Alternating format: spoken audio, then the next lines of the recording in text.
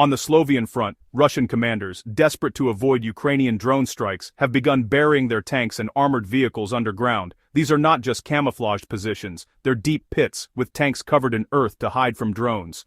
The goal is simple: survive another day by vanishing from the sky's relentless gaze. This drastic tactic is a response to months of devastating Ukrainian drone attacks, which have made any exposed vehicle a target. But burying tanks comes at a cost. Once underground, they can't move or fight effectively, turning offensive weapons into static, vulnerable bunkers. The landscape is scarred with these makeshift graves, but the earth offers only the illusion of safety.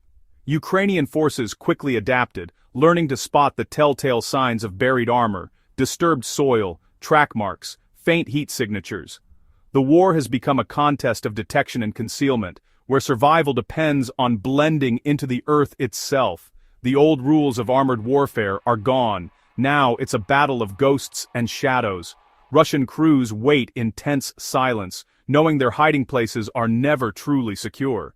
The battlefield is no longer about gaining ground, but about not being seen, and not being destroyed. In this new era, the thickness of your armor matters less than your ability to disappear. While Russian armor hid, Ukraine struck at the heart of Russia's war machine, its fuel supply. Ukrainian special forces targeted the Zaporizhzhia oil depot in Crimea, not with missiles, but with swarms of Kamikaze drones. The attack crippled the loading pier, severing a vital artery for fuel and lubricants to the southern front. Suddenly, Russian tanks and trucks were stranded, their lifeblood cut off. Ukraine's strategy shifted. Instead of just fighting soldiers, they dismantled the logistics that kept the Russian army moving. They also hit a key repair unit in Donetsk, ensuring damaged Russian vehicles stayed out of action for good. Between January 2nd and 7th, Ukrainian strikes hit 21 critical targets: fuel depots, logistics centers, ammunition stores across occupied territory. This was no random harassment. It was a coordinated campaign to starve the Russian front lines. Ukraine proved that victory could come not just from taking ground, but from choking the enemy's ability to fight at all. The attacks on Crimea and repair units marked the start of a new, more sophisticated phase of the conflict. The war was now as much about supply lines as it was about soldiers. Ukraine's strikes sent shockwaves through Russian lines. The constant rumble of engines faded as fuel became scarce. Russian commanders ordered tanks and vehicles to stay put, conserving every drop of diesel. The war of movement ground to a halt. Armored assaults became a memory. Tanks were hidden underground, waiting for fuel that rarely arrived. Supply trucks slowed, food and ammo deliveries dwindled, and the rhythm of military life broke down. Soldiers, once shielded by armor, now moved on foot, exposed to drones and artillery. The battlefield became more primitive, survival dependent on stealth and endurance. Ukraine's strategy worked. By targeting logistics, they forced Russia into a defensive crouch without costly battles. The Russian war machine, built for offense, was now immobilized and vulnerable. Hiding vehicles and forcing soldiers to walk wasn't a clever tactic, it was a sign of crisis. The Great Halt was proof that Ukraine had found and exploited a critical weakness. The front lines froze and Russia's ability to advance withered. With Russian tanks buried, Ukraine faced a new challenge: finding the invisible enemy. Drone operators and special forces became digital archaeologists, searching for fresh earth, odd contours, and vanishing track marks. But the real breakthrough came from signals intelligence, tracking the radio whispers of hidden crews. Ukrainian SIGINT teams triangulated these signals, pinpointing buried vehicles with precision. Once located, Kamikaze drones delivered top-down strikes, easily penetrating the thin layer of earth.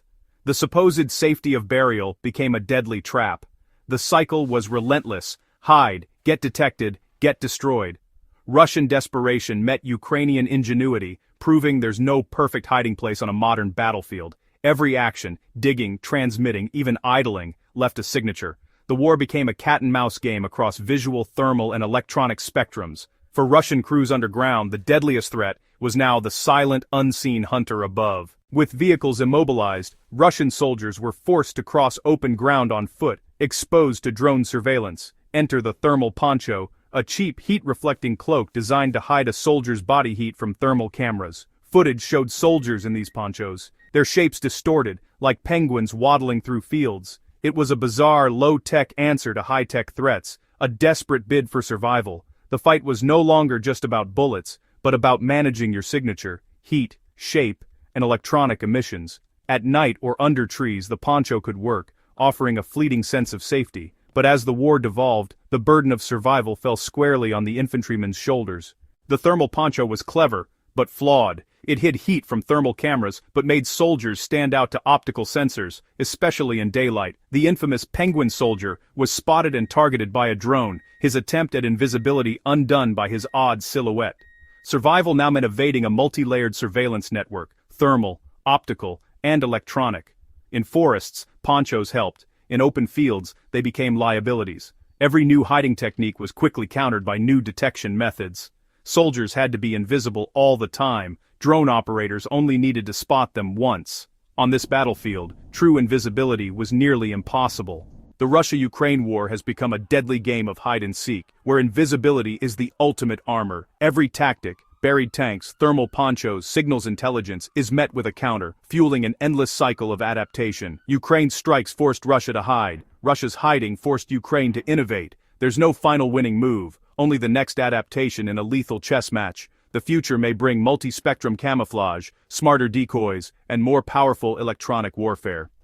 The battlefield is now a contest of seeing and hiding, fought as much on screens as in trenches.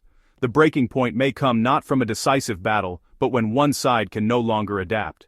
In this new era, the most powerful weapon is the one that can strike without ever being seen.